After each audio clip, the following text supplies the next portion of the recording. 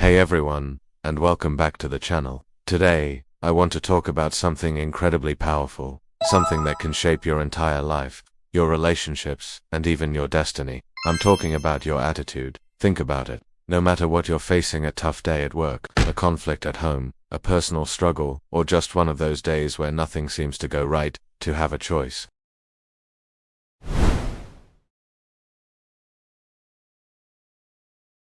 Have you ever met someone who just seems to carry a dark cloud around with them? They're always complaining, always seeing the negative, always talking about how life isn't fair. They have a chip on their shoulder and seem determined to be unhappy. On the flip side, have you met people who are going through immense hardships, things you can't even imagine, yet they always have a smile on their face and a kind word for others? What's the difference? It's their attitude. Attitude is more important than so many things we chase after. It's more important than money, success, or fame. It's more powerful than your talents or what others think of you. Why? Because your attitude has the power to build up or tear down everything around you. It can make or break a marriage, a friendship, a team, and even an entire business. There are so many things in this life that we simply cannot change. We can't control the weather, we can't control traffic, and we certainly can't control what other people say or do.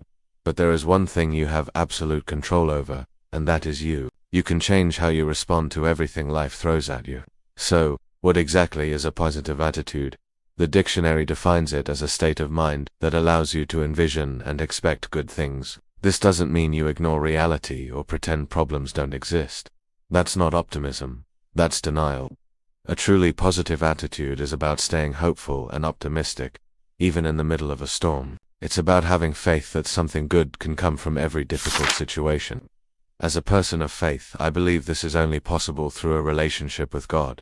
The truth is, on our own, it's incredibly difficult, if not impossible, to maintain a genuinely positive attitude when life gets tough. Our own strength runs out. We get tired, we get discouraged, and we get overwhelmed. The Bible offers a powerful image for this in the book of John, chapter 15, verses 4 and 5. Jesus says, "Abide in me, and I in you. As the branch cannot bear fruit by itself, unless it abides in the vine, neither can you, unless you abide in me. I am the vine, you are the branches. Whoever abides in me, and I in him, he it is that bears much fruit, for apart from me you can do nothing." Think about that. A branch disconnected from the vine can't produce anything, it withers and dies.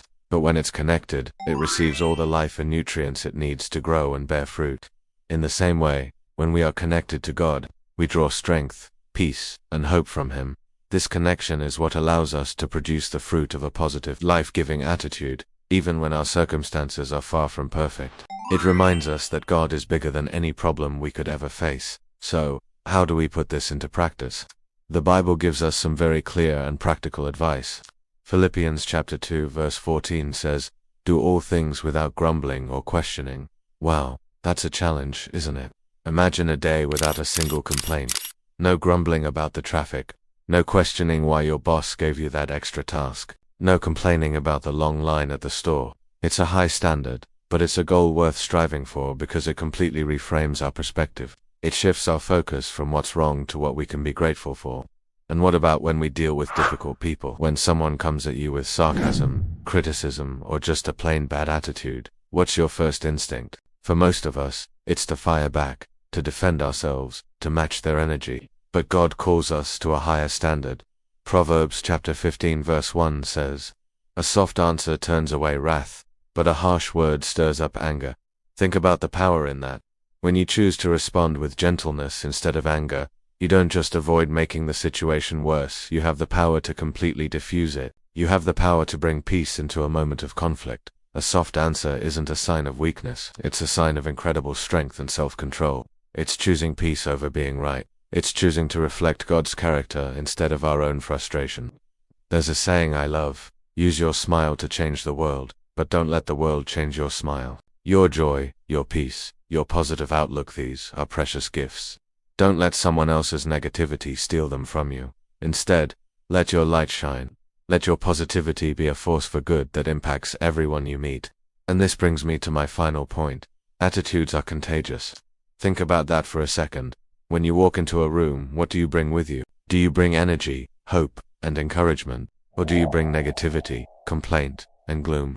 The attitude you carry doesn't just affect you. It ripples out and affects everyone around you. Your family, your friends, your co-workers, they all feel the effects of the attitude you choose to have each day. So, the question we all have to ask ourselves is this: is my attitude worth catching? Is the attitude I'm spreading today one that will build people up, bring them hope, and point them towards something greater?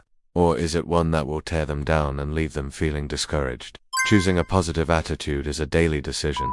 It's a spiritual discipline. It requires us to stay connected to our source of strength, to be intentional with our words and our responses, and to remember that we have the power to be a light in a world that can often feel dark. Thank you so much for spending this time with me today.